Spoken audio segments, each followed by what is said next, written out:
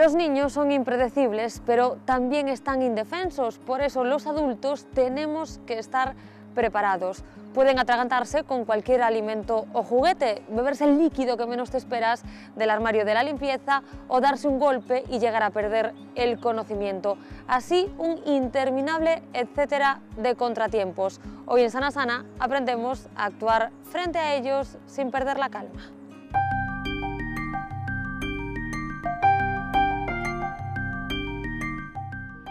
Pues estamos con Rubén Martínez, enfermero del 061, y con Antonio Casal, médico del 061, y ellos nos van a ayudar a aprender todas estas técnicas para tener bien vigilados y bien cuidados a los más pequeños de la casa. Así que, Rubén, creo que vamos a empezar por una de las más importantes, ¿no? Sí, vamos a empezar, como lo hicimos la otra vez con el adulto, con la parada cardiorrespiratoria pediátrica.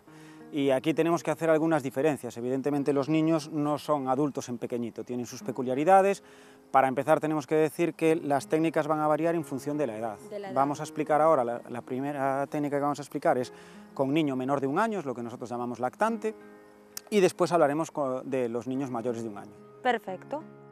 Entonces, la situación cambia también en relación al adulto, en que la principal causa de parada pediátrica en niños es la parada de inicio respiratorio, al contrario que en el adulto, que era de inicio cardíaco. ¿Sí? Entonces veremos que hay una serie de diferencias. Vamos a empezar desde el principio. Toño va a ir haciendo las técnicas.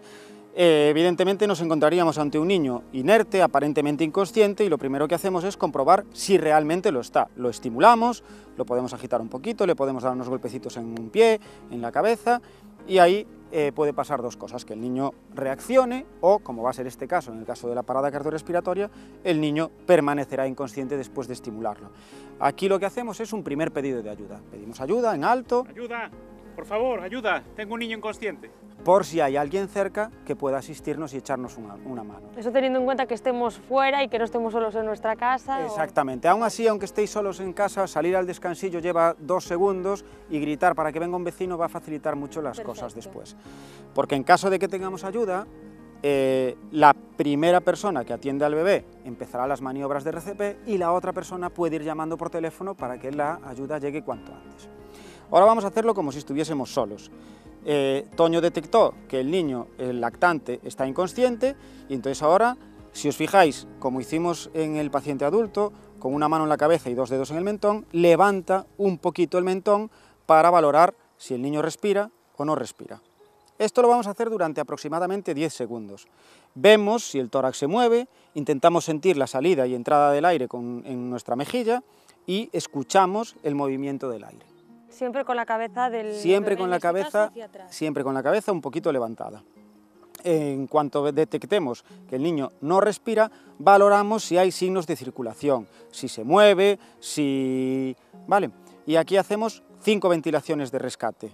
Esta es otra de las grandes diferencias con respecto al adulto. Claro. En el lactante vemos que los niños pequeñitos, menores de 1 año, tienen una cabeza muy pequeñita para nuestra boca y además tienen una cara muy redondita. Entonces lo que vamos a hacer es abrir bien nuestra boca y con nuestra boca cogemos la boca del niño y su nariz.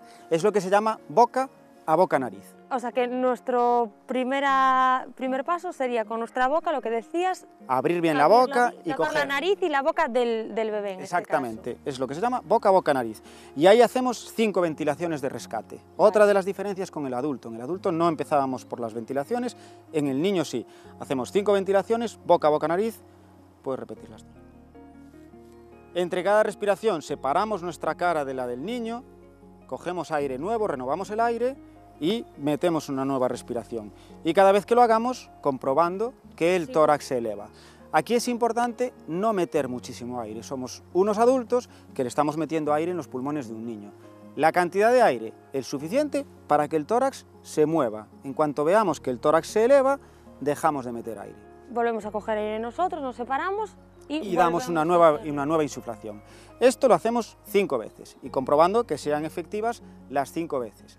Puede ser que alguna o ninguna de esas ventilaciones sea efectiva. La mayoría de las veces es porque estamos con una mala posición de la cabeza. Si una de las ventilaciones no es efectiva, vemos que el tórax no se mueve, soltamos la cabeza, la recolocamos y probamos una segunda ventilación. Vale, es importante que cada vez digamos que insuflemos, que le demos aire, notemos que el tórax se levanta un poquito. Eso es lo importante, porque si no las 5 ventilaciones no están siendo eficaces, y recordemos que en los niños la principal causa de la parada es la asfixia. Entonces el aire, el meterle aire y oxígeno es lo más importante en este caso. Después de estas 5 ventilaciones, reevaluamos si existen signos de circulación. Esto sería que el niño se mueva, que empiece a llorar, que tosa, que empiece a respirar. En caso de que no haya ninguno de estos signos de circulación, iniciaríamos compresiones torácicas. Vale.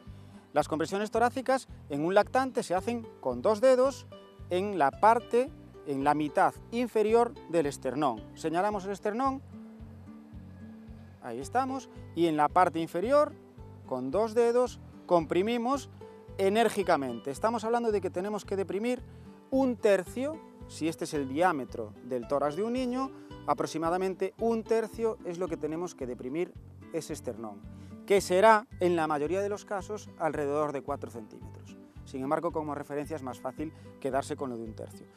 Esto lo haremos a la misma frecuencia que lo hacíamos en el adulto, entre 100 y 120 compresiones por minuto, y vamos a hacerlo 15 veces. 15 veces. 15 veces.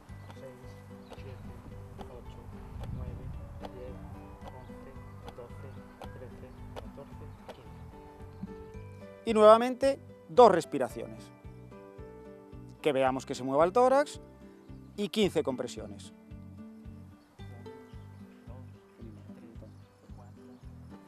Es importante que las compresiones, como me decías, lleguen al tercio ese, porque a lo mejor importante. incluso a la gente le da miedo, ¿no? Presionar es lo más tanto. probable. Los niños nos dan mucho miedo. Si hacemos bien las compresiones, y aunque veamos que es una profundidad importante, no le vamos a provocar ningún daño. Y si no comprimimos bien, nosotros lo que tenemos que hacer es que el corazón bombee con la fuerza que le imprimimos al esternón. Entonces necesita que realmente sean compresiones profundas. Ya decimos, 1/3 del diámetro del esternón. ¿Cuánto tiempo vamos a estar haciendo esto? Todo el necesario. Hasta que llegue la ayuda, como en el adulto, ¿no? Eso es, así hacíamos en el adulto. ¿Cuál es la diferencia aquí? Si estamos solos, si no vino nadie a ayudarnos, haremos esto durante 1 minuto, y al minuto pararíamos las maniobras que estamos haciendo para garantizar que viene el 061, la ayuda especializada. Para poder llegar al teléfono, si no lo tenemos encima, o si lo tenemos encima incluso para parar y llamar por teléfono al 061. Exactamente. ¿Por qué? Porque en este minuto lo que estamos haciendo es oxigenar al niño. En el adulto hacíamos la llamada en cuanto detectábamos que había una parada cardíaca. En el niño hacemos 1 minuto de reanimación cardiopulmonar, y después de ese minuto de oxigenación hacemos la llamada y garantizamos que venga la ayuda. Y seguiríamos haciendo en el mismo orden y con la misma técnica hasta que ahí sí llegue la ayuda. Exactamente. Volvemos después de ese minuto, empezamos las maniobras de nuevo y seguimos hasta que llegue la ayuda, o hasta que el niño reaccione. Serían las 15 compresiones, las 2 respiraciones. 15-2, 15-2, continuamente. Perfecto. Ahí hasta que llegue la ayuda, y estamos hablando de un lactante, o sea, de un niño de 0 a 1 año. Eso es. Vemos que cambian muchas cosas con el adulto, que quizás hay que interiorizarse lo de la compresión que llegue hasta ese tercio, pero a partir de 1 año volvemos a cambiar y tenemos que aprender otras cosas. Efectivamente, de todas formas, nuestro programa, este programa de hoy, está destinado a la población general. Hay que decir que las recomendaciones actuales nos dicen: si no te acuerdas de cómo hacerlo en un niño, específicamente ese 15-2, específicamente esas variantes que tiene el niño, es mejor hacer lo mismo que sabes hacer en el adulto que no hacer nada. O sea, lo importante es hacer algo. Exactamente. Ideal, acordarse de las diferencias que hay en un niño. Ahora, no te acuerdas y sabes hacer RCP de adulto, haz RCP de adulto. Mejor que no hacer nada. O sea, siempre lo primero, lógicamente, es hacer algo. Eso es. Pues vamos a ir a por el maniquí de un niño ya más grandecito, os lo traigo ahora. Veremos que ahora las diferencias entre el lactante y el niño pequeño no son tantas como entre el lactante y el adulto. Vemos que el maniquí representa aproximadamente a un niño de entre 6 y 8 años, depende del tamaño, que sabemos que varían mucho, pero esto lo haríamos a partir del año y medio. También hay diferencias de tamaño entre unos niños y otros, hay que adaptarse un poco al tamaño. ¿Cuál es la gran diferencia? La gran diferencia son las compresiones torácicas. las 5 respiraciones de rescate, la evaluación, el pedido de ayuda, el minuto de RCP es exactamente igual en el lactante que en el niño. Entonces, si os parece, lo repetimos. Sí, sí, así nos queda interiorizado. Petición de ayuda primero. Valoramos la respiración durante 10 segundos. Si vemos que no respira, fijaros que aquí lo que cambia es que en el lactante hacíamos boca, boca, nariz. En el niño grande, su anatomía y aparte nuestra boca ya no va a dar como para coger su nariz y su boca. Entonces, ¿qué hacemos? Con una mano, con la mano de la frente, tapamos la nariz y con la boca insuflamos a través de su boca. 5 ventilaciones de rescate. Diferencia de las compresiones. La diferencia de las compresiones es que en lugar de hacerlo con dos dedos, en el niño vamos a utilizar una mano. Una mano. Eso es. La frecuencia, la misma, entre 100 y 120.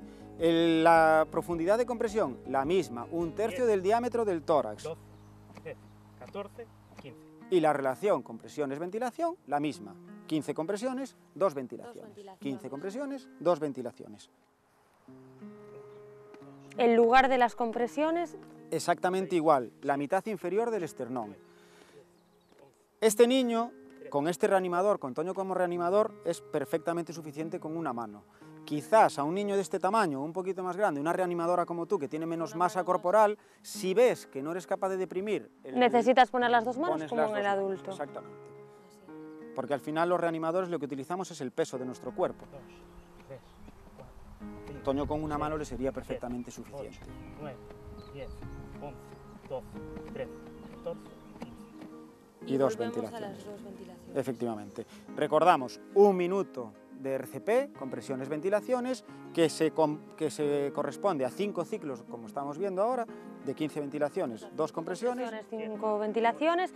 Podemos parar un momento para pedir ayuda. Exactamente. Si es que estamos solos. Y continuamos. Porque algunas de las paradas, no todas, pero algunas de las paradas pediátricas, la inmensa mayoría no, tienen un componente cardíaco y es importante que llegue el desfibrilador, como lo habíamos hablado en el adulto. Claro. En el resto de las paradas cardiorrespiratorias, la mayoría de ellas que son de origen respiratorio, también es importante que llegue la ayuda para administrar oxígeno, para hacer otro tipo de técnicas que nosotros con la RCP básica no conseguimos. Sin embargo, si no hacemos esto, cuando llegue la ayuda, las posibilidades de supervivencia son muchísimo menores. Claro, era lo que también decíamos con el adulto, que aunque tú tampoco tengas la técnica depurada, aunque no la hayas hecho nunca, si más o menos tienes los conceptos, es mejor actuar que no hacer nada. Efectivamente. Bueno, pues nos ha quedado claro las diferencias entre el adulto, entre el lactante y entre el niño de a partir de 1 año, así que nuestros espectadores al menos las primeras nociones ya las tienen y ya saben que algo hay que hacer. Perfecto.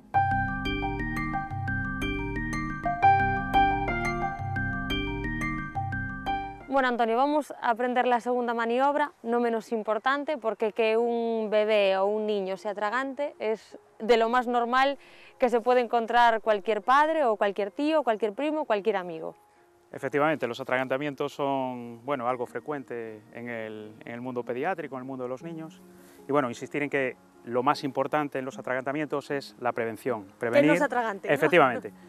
Intentar evitar que los niños se atraganten. Los atragantamientos más frecuentes, estamos hartos de saberlos, juguetes no acondicionados para su edad, con piezas pequeñas, darle alimentos que no están preparados para tomar, por ejemplo, niño de 2 años con aceitunas con hueso, entonces siempre estar atentos a ese tipo de cosas, que la carne esté bien cortada, ese tipo de cosas, para evitar que llevarnos un susto, como es una patología potencialmente peligrosa esta del atragantamiento, en que una situación que a veces es banal se puede convertir en una situación grave. Lo que vamos a aprender ahora es cómo resolverlo. O sea que lección número 1, hay que intentar que no se atragante. Prevenir, esa es una máxima que en los niños siempre tiene que funcionar. La prevención es lo más importante. Una vez que ya no lo hemos evitado por una cosa u otra, vamos a aprender a afrontar esa situación que seguro que pone muy nerviosos a cualquiera. Efectivamente, esa es una de las claves, que es el nerviosismo. El nerviosismo es, intentar controlarlo, siempre sabemos que es difícil. Tenemos una herramienta que es el 061, en el cual siempre nos pueden aconsejar. Una vez que hemos identificado el atragantamiento, en este caso de un lactante que está comiendo o que está con un juguete y de repente empieza con signos de dificultad respiratoria, con tos persistente, con dificultad para emitir sonidos, lo primero que tenemos que identificar es precisamente eso, si el niño es capaz de toser, si el niño es capaz de emitir sonidos. Si el niño es capaz de toser y capaz de emitir sonidos, tenemos que animarle a toser. La tos es la herramienta más eficaz para expulsar cualquier cuerpo extraño, no es más que un mecanismo defensivo, en este caso, del organismo, para intentar evitar ese cuerpo extraño que está ocupando nuestra vía aérea. En este caso es como en el adulto, ¿no? Que le intentamos animar a toser. Insistir en que tosa. En un lactante es complicado, pero habría que hacerlo. En ese tiempo podemos pedir ayuda, podemos llamar al 061, que nos puede aconsejar qué cosas hacer, o incluso enviar un recurso, si lo consideran necesario, ante una situación que puede agravarse. Así que tenemos al bebé e intentamos, en este caso lactante, de 0 a 1 año, recordamos, intentamos que tosa. Que tosa. Lo que tenemos que hacer es evaluar permanentemente su vía aérea, viendo si podemos o si vemos su cuerpo extraño, y en caso de que lo veamos, sí que podríamos intentar extraerlos con la ayuda de un dedo, pero siempre que lo veamos, eso es muy importante. No debemos hacer lo que se llama barrido digital, meter el dedo a ciegas sin ver el cuerpo extraño, porque lo que podemos hacer es introducirlo más hacia la vía aérea. Si lo vemos, intentamos sacarlo, incluso podemos inclinar un poquito al niño hacia adelante e introducir el dedo para ayudarnos a que ese cuerpo extraño, simplemente por gravedad, se venga hacia adelante. Vale, perfecto. O sea, que el paso número 1, toser, el paso número 2, si se ve ese cuerpo extraño, sea juguete, sea comida, sea lo que sea, intentar retirarlo. Eso es. Siempre que se vea, porque si pensamos que tiene algo pero no lo vemos, es mejor no meter el dedo para intentar Efectivamente, sacarlo. Dicen que es mejor no meter el dedo que meter la pata. Lo que es muy importante, el segundo paso que es importante, es estar vigilando permanentemente al niño y no abandonarlo, porque esta situación, que bien puede liberarse porque el cuerpo extraño es expulsado, también se puede complicar. El cuerpo extraño se puede ir hacia la vía aérea, alojarse de una forma más profunda, y entonces lo que veríamos es que el niño deja de ser capaz de toser, deja de ser capaz de emitir sonidos, incluso podemos notar que inicialmente se agita y posteriormente empieza como a adormilarse. Esa es una situación potencialmente grave que tenemos que resolver de una manera eficaz. Implicaría solicitar ya ayuda de forma sí o sí, pues llamar al 061, avisar a la gente que tenemos en casa e iniciar una serie de maniobras. Lo que vamos a hacer, vamos a empezar con 5 compresiones interescapulares. Vamos a dar 5 golpes enérgicos y secos entre las escápulas. Siempre, esta es una buena posición, colocar al niño porque el cuerpo extraño iría por gravedad hacia abajo, los golpes son secos entre las escápulas y una vez efectuados los 5 golpes, lo que hacemos es girarlo y reevaluar la vía aérea por si vemos el cuerpo extraño. Si vemos el cuerpo extraño, procedemos a la retirada con el dedo. Si no lo vemos, lo que haríamos es hacer 5 compresiones torácicas, en la misma posición en la que hacíamos la RCP, que es en el tercio medio del esternón, iniciaríamos las compresiones. O sea, primero, siempre el niño, perdona que haga las dudas, efectivamente, siempre el niño boca abajo, digamos. Efectivamente, eso es. Favorecer que la gravedad expulse el cuerpo extraño.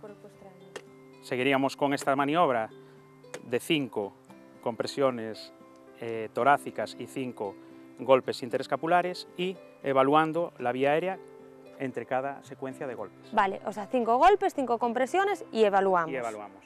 ¿Así hasta cuántas veces lo podemos hacer? Así hasta que llegase la ayuda que hemos pedido, que va a ser al 061, o hasta que liberemos la vía aérea. Siempre evaluando al niño y siempre evaluando que no haya cambios. Los cambios que podemos encontrar es que la vía aérea se libere y que hayamos resuelto la situación, o que la situación se complique y el niño se muestre inconsciente, inerte y sin signos de vida. En ese caso, lo que iniciaríamos es maniobras de RCP. Lo que acabamos de aprender. Efectivamente, siempre teniendo en cuenta que es bastante probable que de las 5 ventilaciones de rescate, ninguna o solo alguna o sean parcialmente efectivas, porque la vía aérea está ocupada y a lo mejor el tórax no se levanta. Iniciaríamos compresiones con la secuencia de 15-2 y lo que sí sería obligado a hacer es, cada vez que vamos a ventilar el niño, revisar la vía aérea y la boca por si con las compresiones torácicas que estamos haciendo con la RCP hemos conseguido liberar la vía aérea y enviar el cuerpo extraño de nuevo a la boca. Vale, o sea que, resumiendo, tendríamos que hacer 5 golpes, 5 compresiones con el niño, digamos, boca abajo. Sí, contra la gravedad. Contra la gravedad, efectivamente. Eso hasta que llegue la ayuda, a no ser que antes de que llegue la ayuda veamos que el niño está inconsciente, que ha dejado de respirar, que ha dejado de tener... Si el niño ya no respira y no tiene signos de vida, inmediatamente iniciaremos maniobras de RCP, sabiendo que esas 5 ventilaciones en las que insistíamos antes, que eran importantes, porque las paradas de los niños son por esto, fundamentalmente, ¿no? Por hipoxias, sabiendo que esas 5 ventilaciones puede que no sean efectivas porque su vía aérea está ocupada por un cuerpo extraño. Daríamos las 5 ventilaciones, intentaríamos que 2 al menos fuesen efectivas, si no lo son, no pasa nada, inmediatamente iniciaríamos compresiones. Perfecto. Siempre reevaluando, acordándonos de reevaluar la vía aérea, es decir, ver en la boca si el cuerpo extraño ha sido liberado por las compresiones. Cuando decimos al niño de ponerlo contra gravedad, hemos visto cómo lo hacía Rubén, de apoyarlo boca abajo en sus piernas, esa es una manera de... Es la manera ideal, si sucede en casa, incluso sentados. Sentados una buena forma, sobre la rodilla, siempre recordándonos que la cabeza debe ir hacia abajo. Hacia abajo. Perfecto. O sea que estas serían las maniobras o cómo actuar en caso de atragantamiento en un lactante de 0 a 1 año, y otra vez tenemos que reformular las técnicas cuando el niño tiene ya a partir de 1 año y medio, así que volvemos a cambiar de maniquí. A partir de 1 año y medio... Bien, a partir, lo que comentaba antes mi compañero, los niños, bueno, pues no son adultos, hay una serie de condicionantes, pero a partir de 1 año, lo que ya no consideramos lactantes y consideramos niños, ya cambiarían las maniobras. Lo que vamos a hacer ahora es una situación similar. Lo primero es identificar que ese atragantamiento el niño es capaz de toser, capaz de hablar. Podemos hacer el pedido de ayuda, y no me canso de repetir que el 061 no solo está para enviar ambulancias, sino para solventarnos problemas. Incluso para irte aclarando dudas, irte diciendo los pasos si en ese momento estás nervioso y no te acuerdas de lo que hay que hacer. Eso es.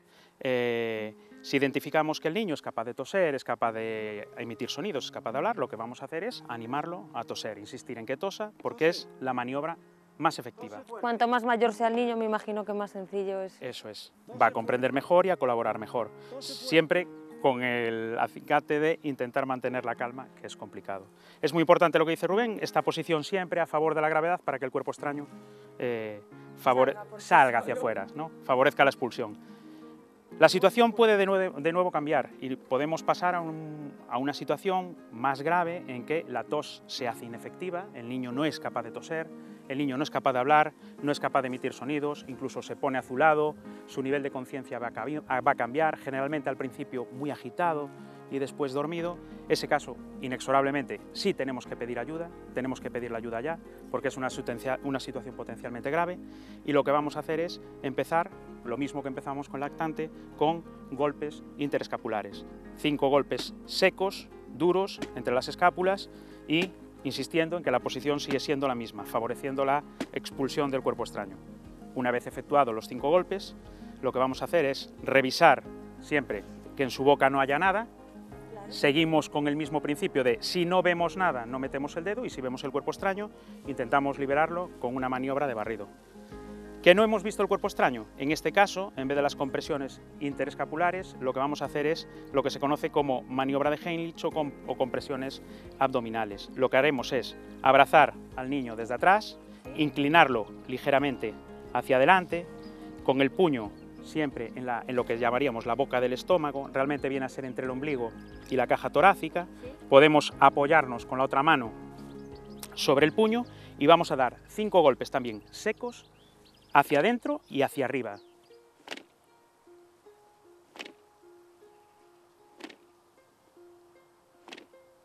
Una vez efectuados los 5 golpes, volvemos a reevaluar la vía aérea con los mismos principios. Si la hemos liberado, perfecto.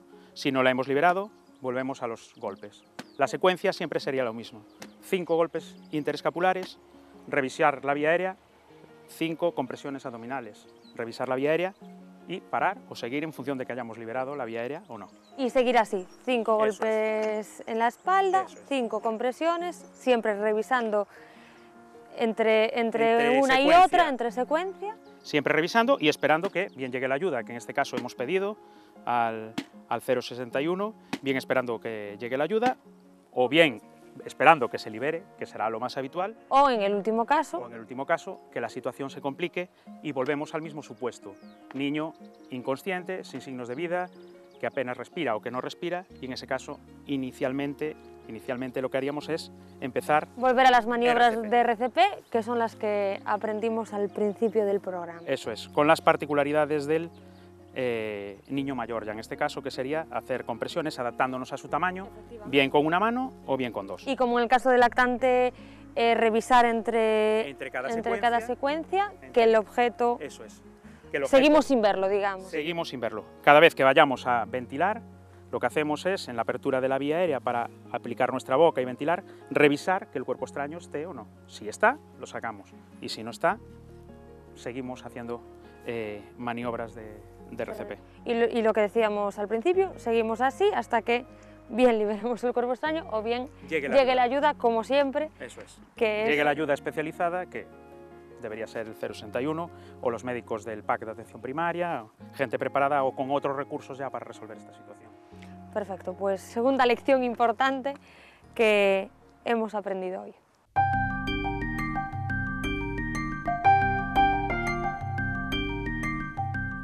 Bueno, vamos a hablar de intoxicaciones. Me decías que ahora, por suerte, hay menos, sí, pero sigue habiendo esas intoxicaciones que el niño bebe, por ejemplo, lo que no debe. Efectivamente.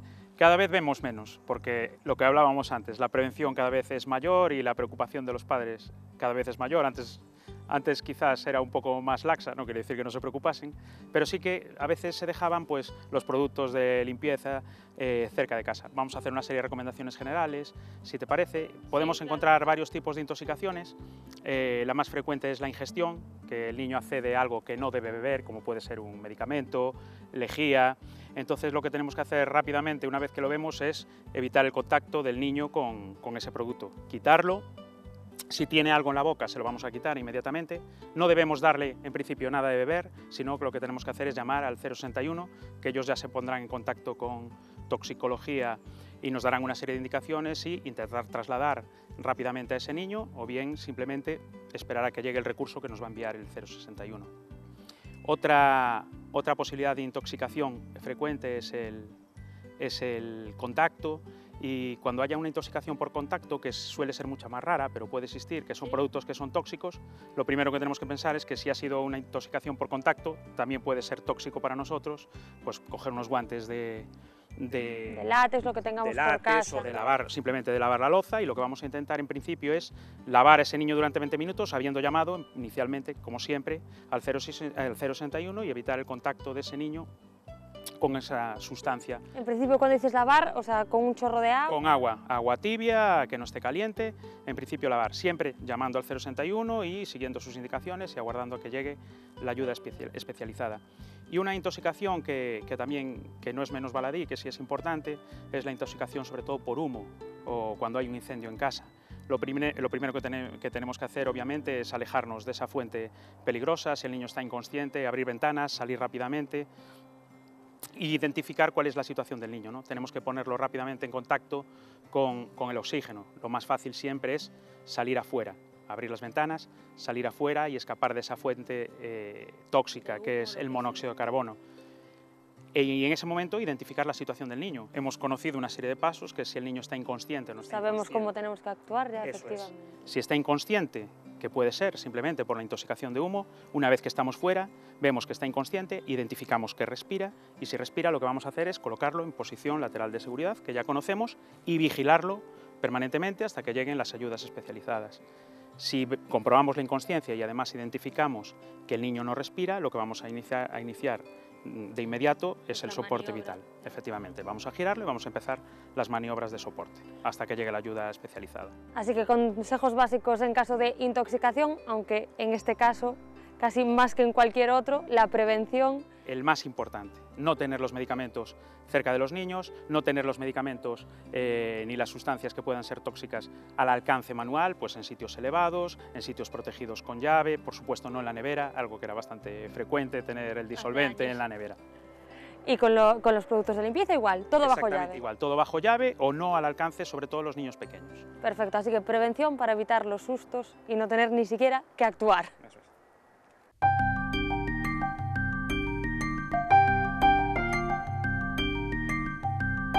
Llegamos a otra situación muy preocupante para cualquier padre o para cualquier adulto que está con un niño, que es las convulsiones. Creo que vamos a hablar de convulsiones febriles, luego tú me vas explicando. Bien, las convulsiones, las más habituales en los niños son las febriles, a veces son la manifestación de otra enfermedad que es la epilepsia, pero habitualmente son las febriles. Las convulsiones febriles aparecen en niños de 6 meses a 6 años aproximadamente y luego desaparecen.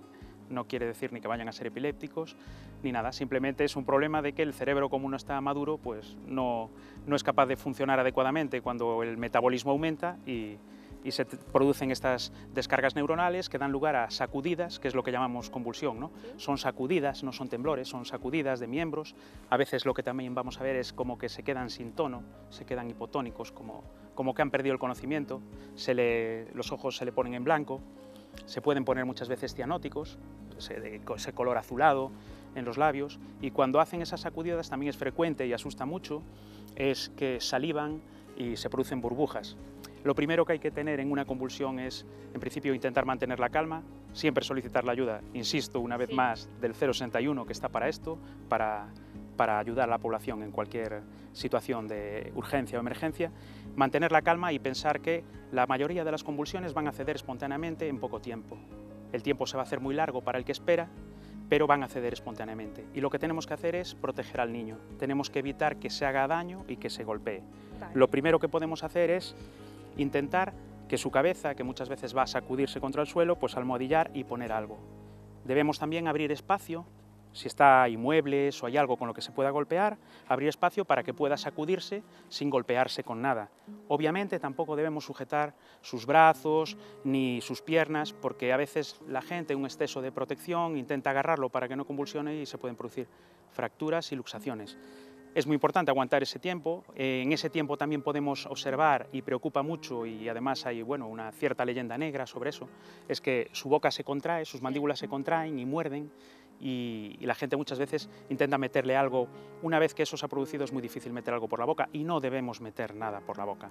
En el momento en que ceda la convulsión, cederá esa contractura de los maseteros, no vamos a hacer nada porque lo que podemos producir es rotura de dientes, traumatismos, vamos a esperar a que ceda la convulsión y tenemos que pensar que si es en un contexto febril, cosas que podemos hacer una vez que esa convulsión cede. Ha cedido, una vez que ha cedido. Lo desvestimos, porque lo que vamos a intentar favorecer es la bajada de esa fiebre o de esa temperatura. Si es un niño que ya ha tenido convulsiones febriles, es probable que los médicos o que su pediatra nos haya dado una medicación que es diazepam, que es el Valium, para poner a través del recto, de vía rectal, y que puede ser efectiva para mitigar esa convulsión.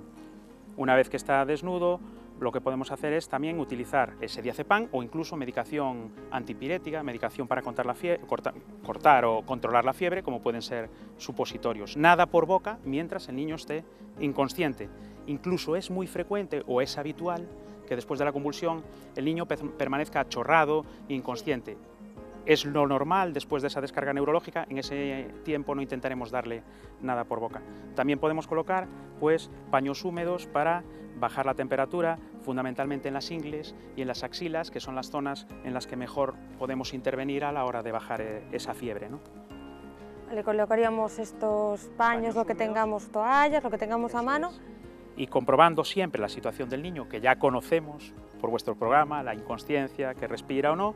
Si vemos que el niño está inconsciente o achorrado y respira, lo que vamos a hacer es colocarlo en posición lateral de seguridad y vigilarlo hasta que llegue la ayuda, y mientras lo tenemos con estos paños, digamos, que estarían húmedos y que tendríamos colocados sobre su cuerpo. Eso es. Una cosa a tener en cuenta, y que insisten muchas veces los pediatras y los servicios de urgencias, pero realmente complicado, es que intentemos controlar el tiempo que ha estado convulsionando. Porque sí es cierto que la mayoría de las convulsiones son autolimitadas y recortadas, pero a partir de los 10-15 minutos esas convulsiones ya pueden producir algún efecto deleterio. Entonces claro, sí es más o menos tener una perspectiva del tiempo que ha podido ser, que ya insisto que normalmente a la gente que está en el punto le parece muy largo, mucho, pero a lo mejor no es tanto, tanto, efectivamente. Bueno, pues así hay que actuar en caso de convulsiones, que sí que es cierto que es una de las cosas más aparatosas y que también asustan más, ¿no? Muy bien.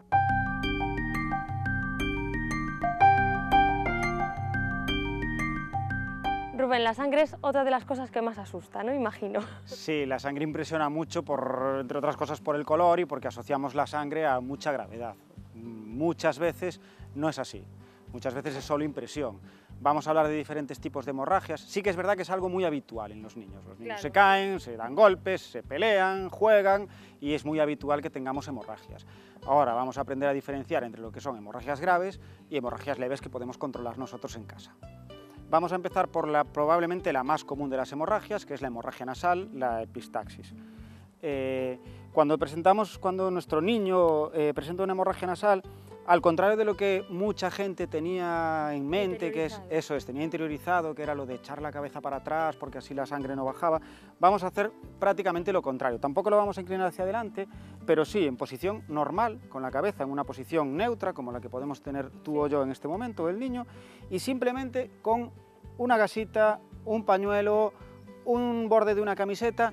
En las hemorragias, en todas, y la nasal no deja de ser una hemorragia, en todas lo que menos ayuda es coger algo muy voluminoso, una toalla, una camiseta grande, ¿no? Porque eso lo único que hace es genera menos presión sobre la zona de sangrado y se empapa, se encharca, entonces acumula ahí la sangre. Con 2 dedos, simplemente con 2 dedos, un pañuelo o una gasa como está haciendo Toño, apretamos justo por debajo del hueso. Si ponemos aquí 2 dedos, notaremos el hueso en nuestra nariz y justo por debajo vamos a mantener apretado ahí un largo rato. ¿Qué no se debe hacer nunca en las hemorragias? Apretar es perfecto, comprimir es perfecto. Lo que no debemos hacer es cada 20 segundos parar, soltar y a ver si paró. Vamos a estar ahí comprimiendo alrededor de 5 minutos de compresión directa y la inmensa mayoría de las hemorragias nasales van a cohibirse, van a parar solo con este gesto. 2 dedos, no poner un paquete grande de tela o del material que sea y compresión directa mantenida todo el rato. El niño se va a presentar molesto, va a estar incómodo, pero no por eso vamos a liberar la presión y tranquilizarlo, animarlo a que respire por la boca. Si algo de sangre pasa a su boca, que la escupa y mantenerlo lo más tranquilo posible porque después de ese rato comprimiendo va a parar prácticamente casi seguro. La totalidad de las hemorragias. Aguantando esos 5 minutitos ahí, no todo el rato mirando a ver si dejó de sangrar, a ver si el pañuelo se me manchó más, se me manchó menos. Y además ese rato nos va a servir a nosotros para tomar la decisión de si es una hemorragia que pudimos controlar o si es una hemorragia nasal que necesita, porque una pequeña proporción de ellas necesitan asistencia médica. Si después de estar comprimiendo esos 5 minutos no para la hemorragia, vemos que es una hemorragia abundante, que no conseguimos frenarla, ese es el momento de acudir al 061, llamar por teléfono, explicar que ya estuvimos comprimiendo, que no cede y que ellos nos manden un recurso. Pero bueno, vamos a quedarnos con lo más probable, que es que 5 minutitos... Lo más probable es que pare de sangrar. Hablamos de la hemorragia nasal, pero hay otro tipo de hemorragias. Efectivamente, lo más habitual son hemorragias en miembros, son cortes, heridas, fracturas que también producen una hemorragia. En este caso lo que vamos a hacer es muy parecido a lo que hicimos con la nariz. Las hemorragias al final, la inmensa mayoría ceden con presión directa. Entonces, con una gasa, igual que hicimos antes, sin coger un paquete grande, una simple gasa, una camiseta, nos acercamos y comprimimos directamente sobre el miembro que está sangrando. En este caso, si es la pierna, por ejemplo, vamos con lo que tengamos a mano, si es una gasa o lo que me decías, que no sea muy grande, comprimimos. Exactamente, si vemos que es un corte y es una hemorragia importante, además de comprimir, ayudará aquí, hay que tener en cuenta que no exista una fractura, que no exista una deformidad importante de la pierna, pero va a ayudar a que la hemorragia frene el levantar el miembro. Cuanto más lo levantemos y más comprimamos, más va a ceder.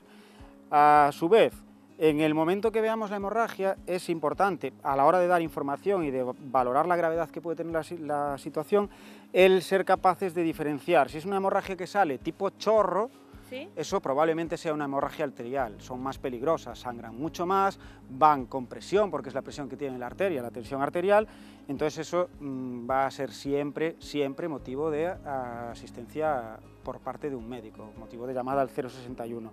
En caso de que veamos que es una especie de, que es baba, que se está babando, exactamente, ¿no? Que sale más por gravedad, probablemente sea una hemorragia venosa, y si vemos que no es una herida importante y que solo con presión bueno, probablemente tenga que ser evaluada por el personal sanitario, si necesita unos puntos de sutura o lo que sea, pero lo que podría ser peligroso, que es la hemorragia, lo controlaremos simplemente con presión y elevando el miembro. Perfecto, hay también un buen rato, como en el caso de la nariz. Exactamente, el tiempo es súper importante, nosotros necesitamos darle ese tiempo porque por la propia presión va a ceder la hemorragia, pero también para que nuestra cascada de coagulación, las plaquetas trabajen y formen el coágulo que va a cerrar finalmente ese vaso que está cortado. Perfecto, o sea que la sangre también la podemos mantener controlada simplemente con estos consejos, así que terminamos por hoy. Perfecto. Antonio y Rubén, muchísimas gracias por esta nueva clase de primeros auxilios que seguro que tenemos a todos nuestros espectadores tomando nota. Ustedes ya saben, el próximo miércoles tienen una nueva cita aquí en Sana Sana. Hasta entonces, cuídense.